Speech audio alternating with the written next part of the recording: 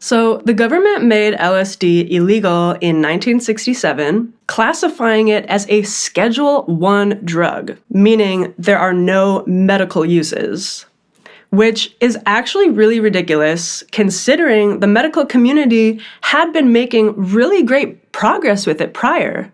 So what happened?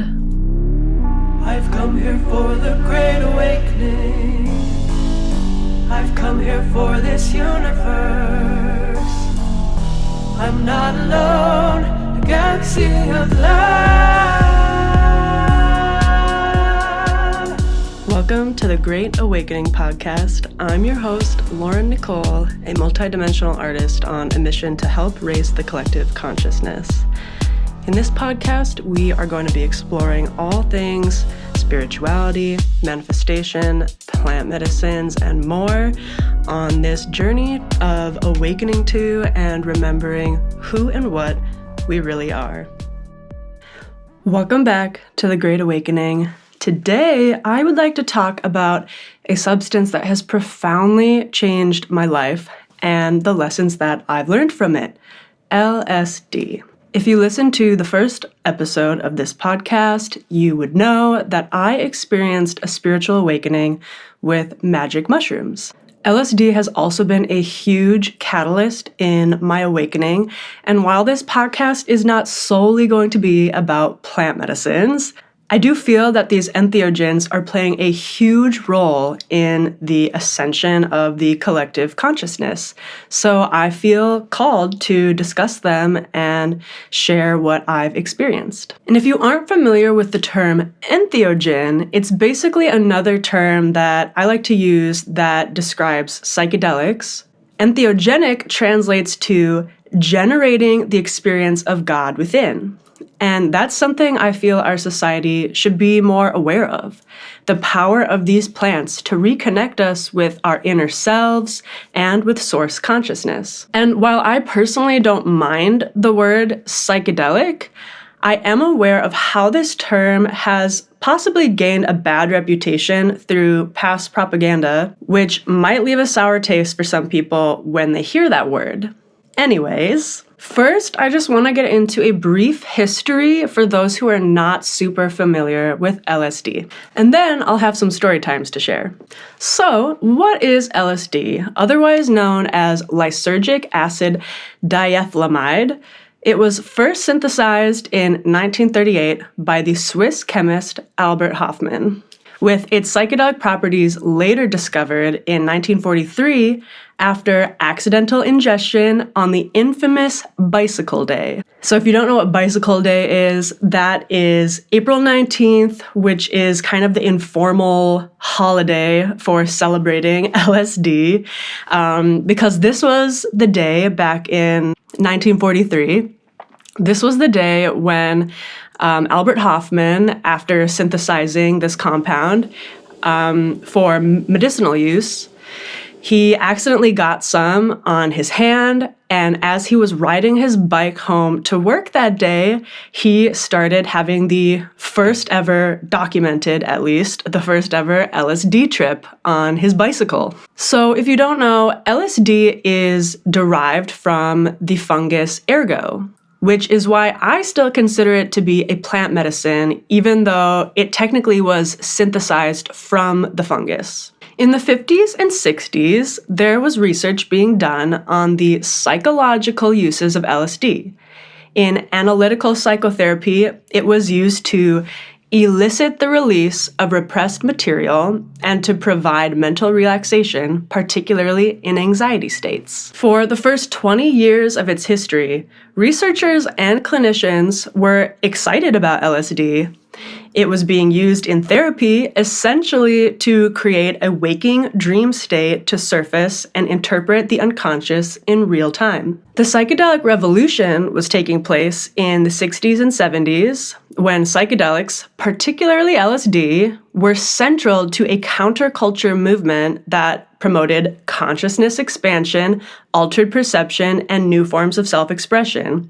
And I think also definitely led to the anti-war movement because these entheogens promote peace and love.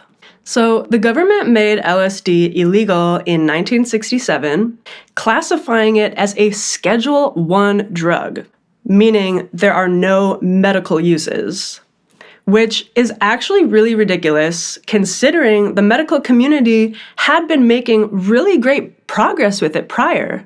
So what happened? It begs the question, why did it become illegal?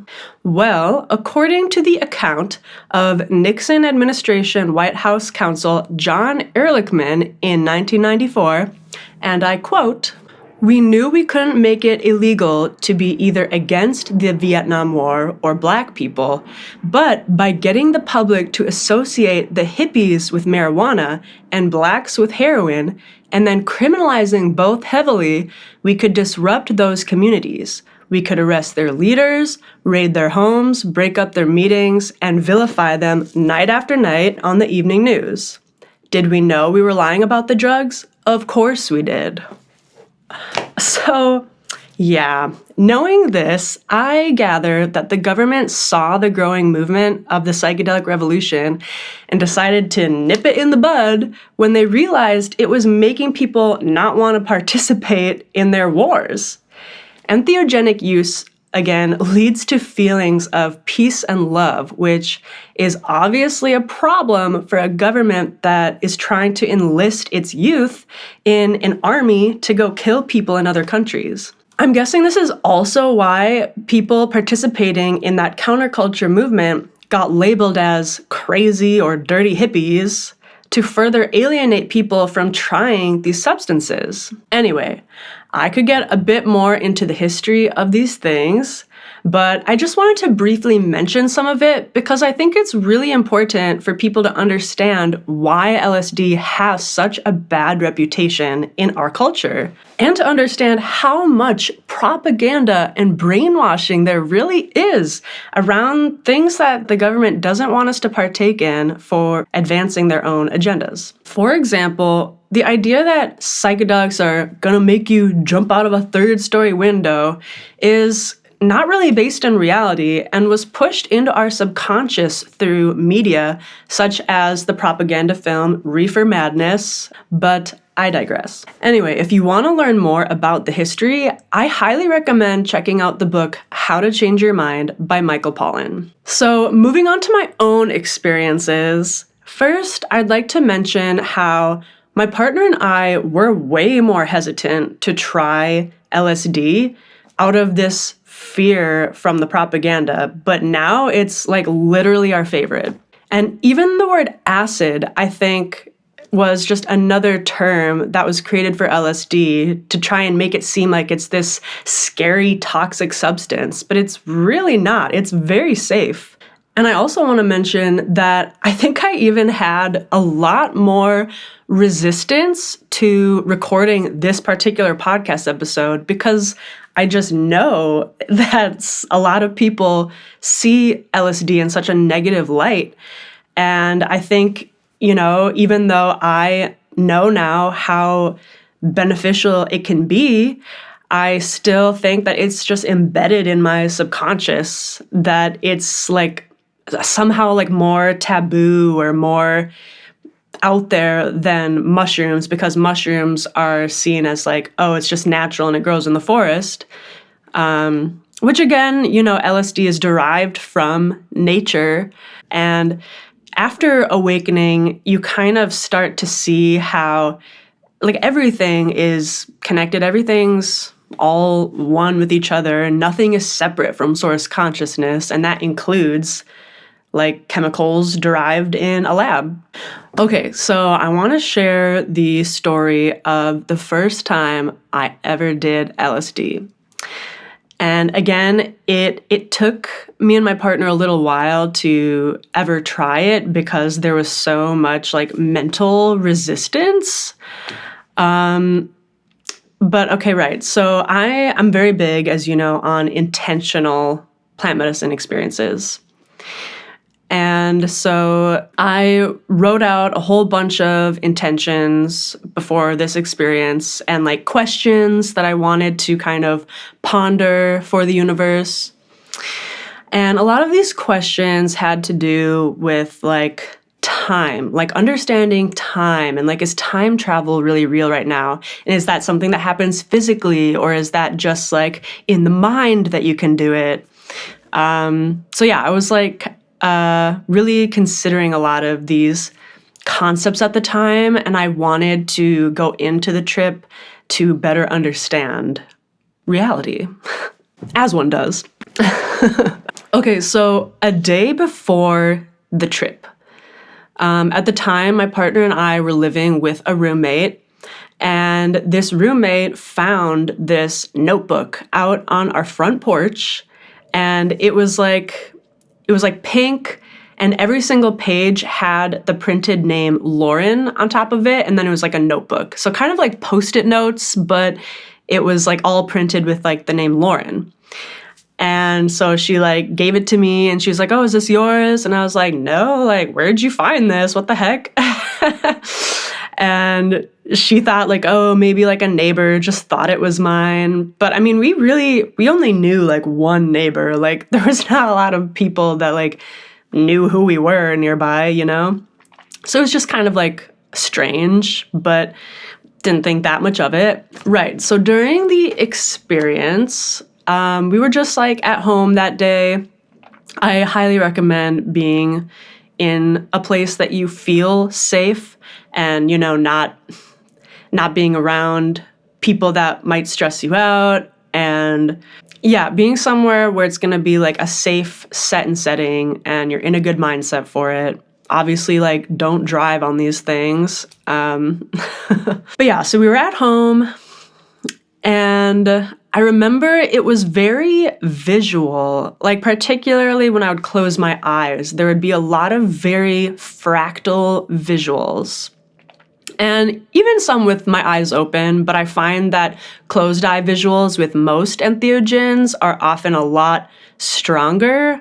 One thing that I experienced that day was like I would close my eyes and I had this sensation of, and it's so hard to describe so many things that happen during these trips because I feel like it really truly transcends human language and perception. But for lack of better terms, the feeling was like a like I was somehow like moving backwards in time and space, if that makes sense. But yeah, so I'd be breathing and I was noticing how it was like the slower my breath was, it would slow down time. So my breath was controlling time, essentially. And coming out of that experience, I kind of have the theory that our breath is what connects the soul to our body. But anyway, there was also a point where my partner and I were just kind of like laying on the bed next to each other, and it felt like we were like melting into each other. So it was very like breaking out of the normal ego perception of consciousness, and it was starting to see how interconnected everything was, and that, you know, everything really is energy, and you know, there's no true separation between like me and this microphone, except for the illusion of separation for the universe to experience itself. So anyway, kind of toward the end of the experience, as we were like coming a little down from the trip, I went out into the living room and I saw that pink notebook. And I pick it up and I take a look at it and I notice that on the back, oh my God, okay, I had to grab the notebook because I realized I actually have it right here in my studio. So here it is, the little pink Lauren notebook. But I pick it up as we're coming kind of down from the trip, and I look on the back. And it says, Fernbrook Lane Stationery, 1990, Plymouth, Minnesota, which is kind of crazy because I was born in Shoreview, Minnesota, which is maybe like 30 minutes away from Plymouth, in 1994. So 4 years after this was printed. So first of all, that's so crazy because, like, what do you mean they have stationery from Plymouth, Minnesota, and that has my name on it? Like, where did this come from? you know? So as I'm looking at it and still tripping a little, like, I was just mind blown. Like, how the F did this get here? You know, I was going through all these theories of like, okay, like somehow my past self time traveled to like bring this to me and show me a sign, or like, is this like a sign of this was my past life?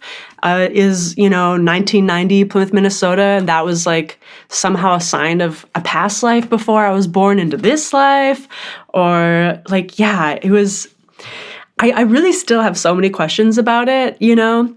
That's the funny thing about awakening, is I feel like we can get so many answers and learn so many truths, but somehow like we're never really truly going to understand fully the mysteries of the universe. And I think that's actually kind of the point. And it's kind of beautiful that we're not 100% going to know everything, because if we did, then we would just be experiencing God consciousness. But God consciousness wanted to experience human consciousness, which ultimately has to be limited in our perception. So that was my first experience.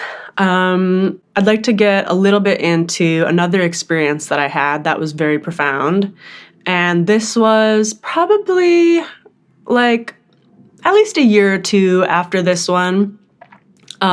We went to Big Bear, California with some friends for a friend's birthday weekend, and we stayed in this nice cabin Airbnb, and we all dropped acid together. And during this experience, one of the biggest lessons that I learned was the cosmic joke, because me and my partner were laughing our asses off at like literally anything and nothing. I just remember laughing so hard, like my cheeks were hurting, and just every single thing was so funny. And what it was teaching me is to just not take life so seriously. Like truly, our soul or God, source, our higher self, whatever you want to call it, like, it created this experience just to experience, and it doesn't have to be so serious. Like we get so caught up in like, wanting to be the perfect daughter or citizen or partner, or we want to do this right, and we want to like get the best like 9-to-5 job, or like, I don't know, we just like get worried and stressed over like all these little things, and really, like, we're meant to have more fun. We're meant to not take it so seriously, because if you don't know what the cosmic joke is, that the best way that I could describe it is, basically that we take things so seriously, and like we're so afraid of death. But it's funny because there is no such thing as death. And once we get to the other side, into the spirit realm, it's kind of like, ha ha ha, you were taking it so seriously, and like none of it's real is kind of like, it's kind of the thing. I mean, like, it's not real and it is at the same time. It's real for the sake of the universe experiencing itself, but it's also kind of like a dream within a dream within a dream within the mind of God, Okay, and then one other interesting experience that I had that particular night is my partner and I like went outside and we were looking up at the stars.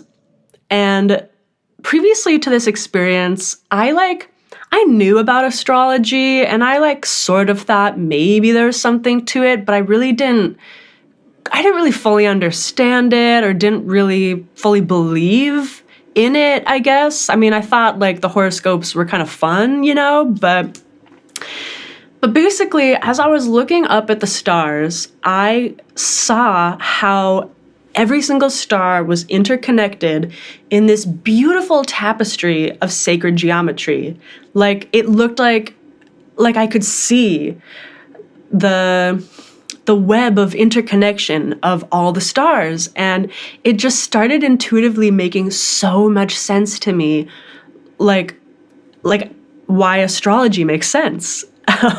Like as within, so without, and all of these patterns that are happening cosmically out there are reflections of what goes on in humanity and with us. And I don't know if that's really making as much sense as it did to me that night, but I digress. I also had this feeling that as I was looking at the stars, it felt like it was our future selves or higher selves looking back at us from the stars, if that makes any sense.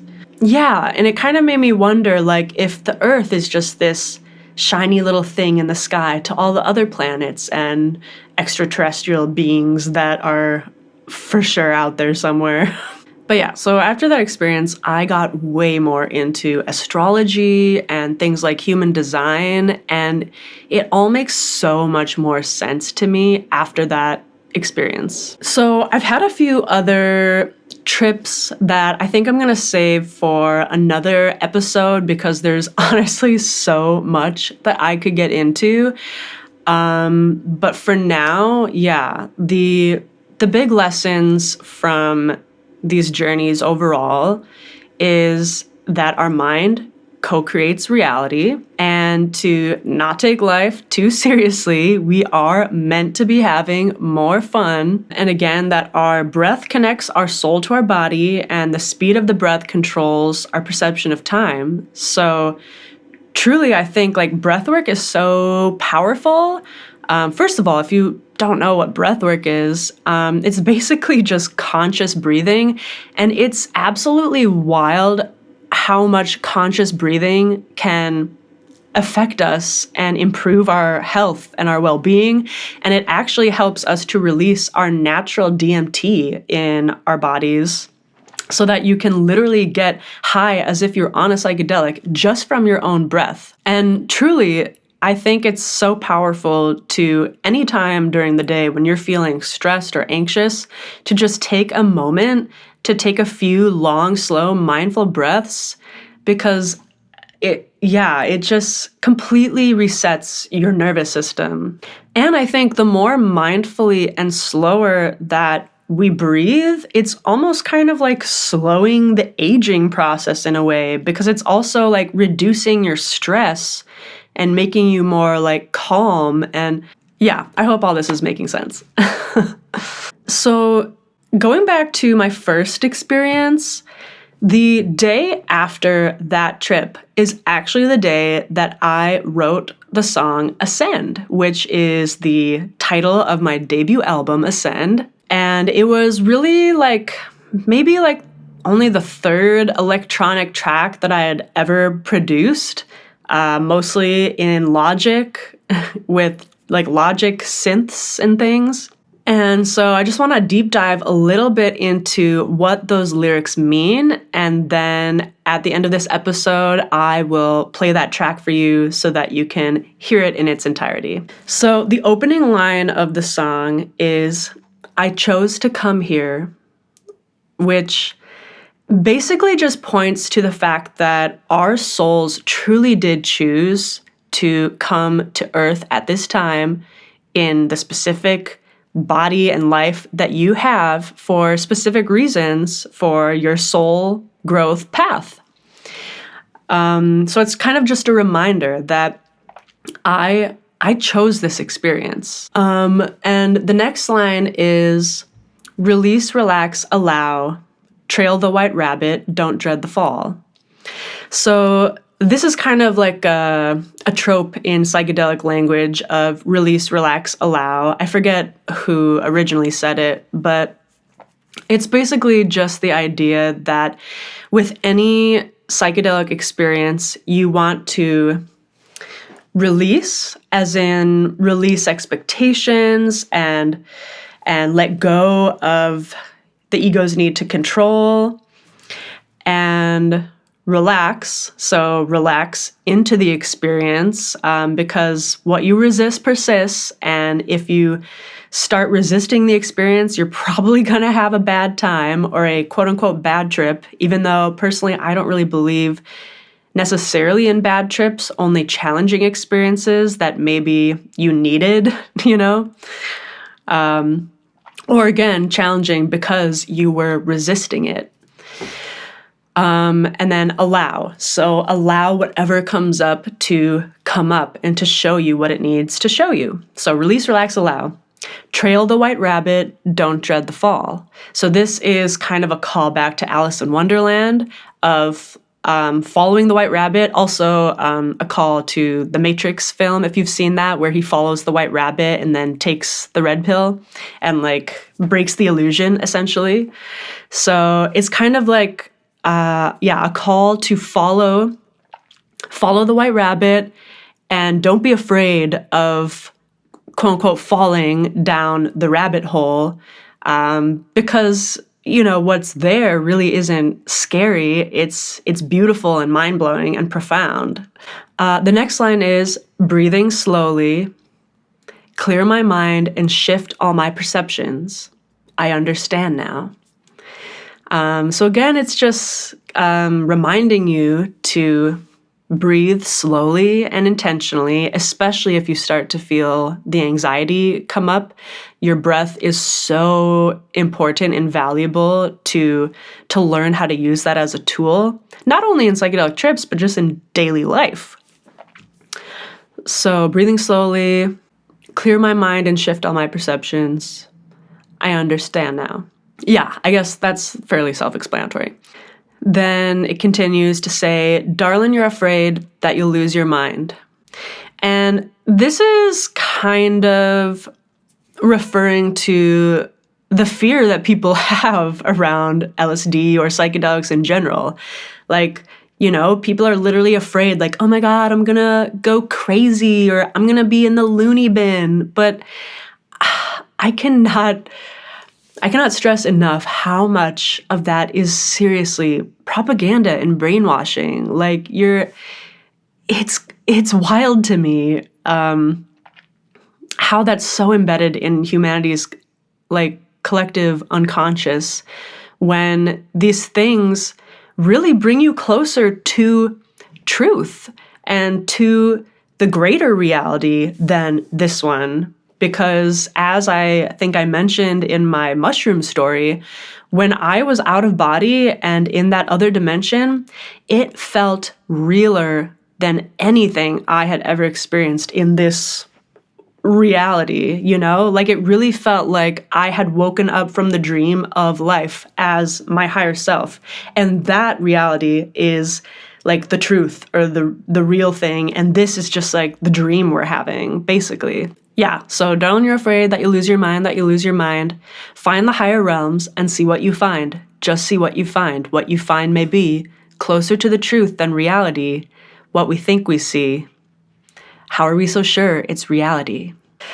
And then the chorus goes on to say, you've got to ascend time and free your mind, which basically is just referring to that experience of being out of body and expanding past time and space to see that, there's more than just what our mind or our ego thinks is reality. Ascend time and free your mind, drink from the cup of life. So that line specifically is referring to ayahuasca.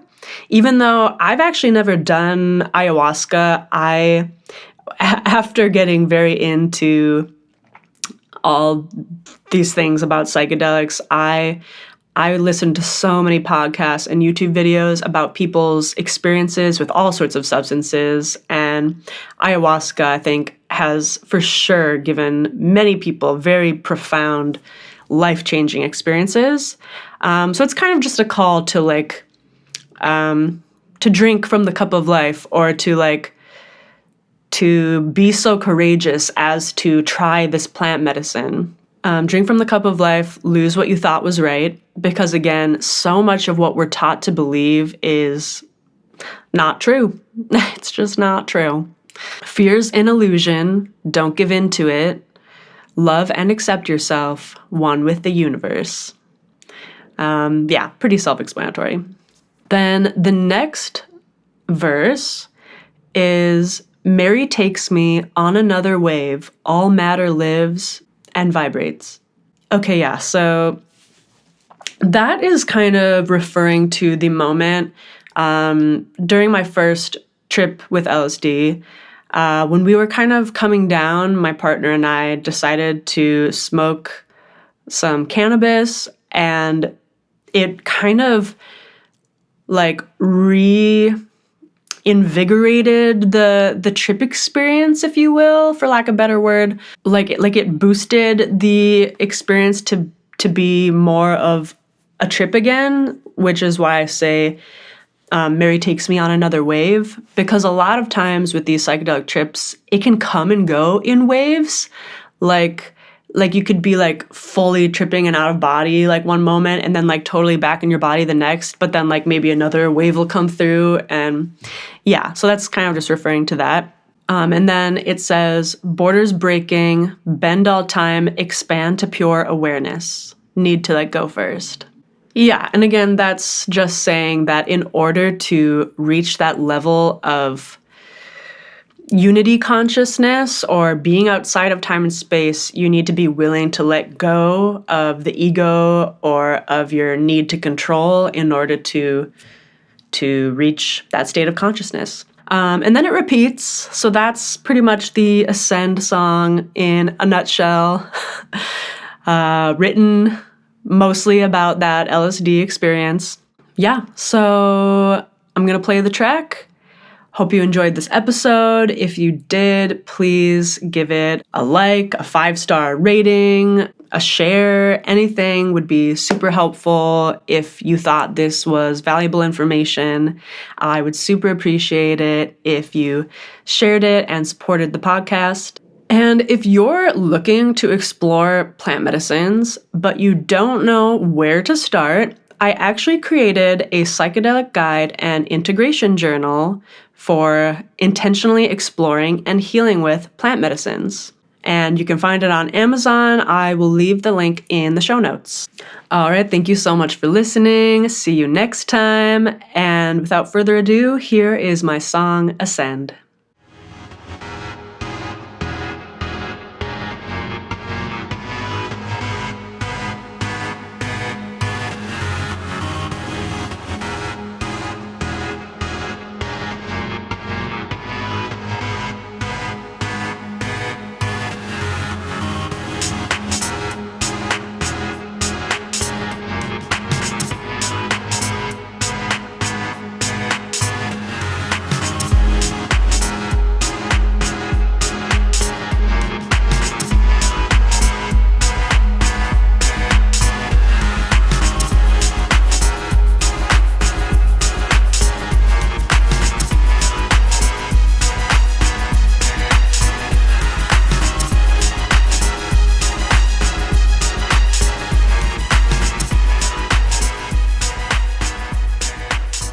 I chose to come here.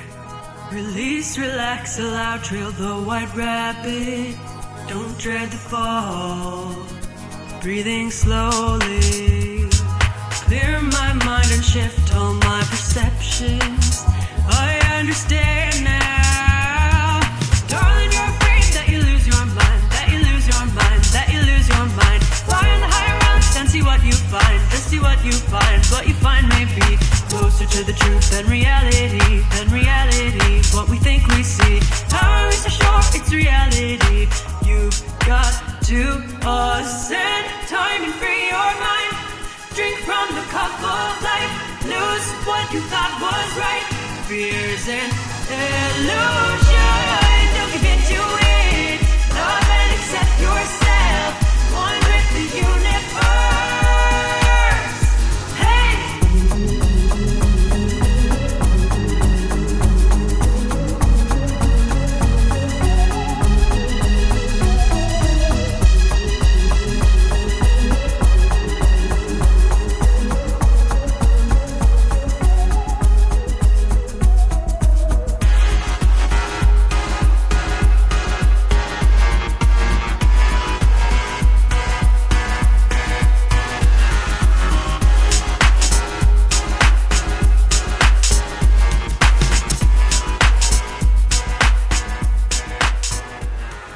takes me on another wave. All matter lives and vibrates.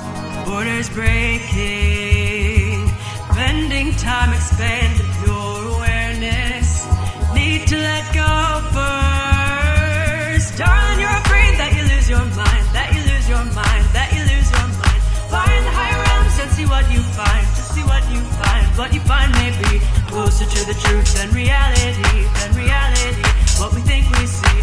Power is to show us it's reality. You got to pause and time and free your mind. Drink from the cup of life. Lose what you thought was right. Fears an illusion. Don't give in to it. Love and accept yourself. One with the universe. Hey!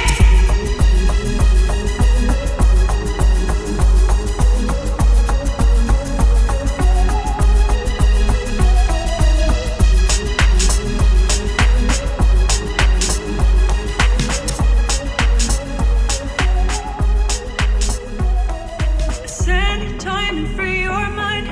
Drink from the cup of life. Lose what you thought was right. Fears an illusion. Don't give in to it. Love and accept yourself. One with the universe.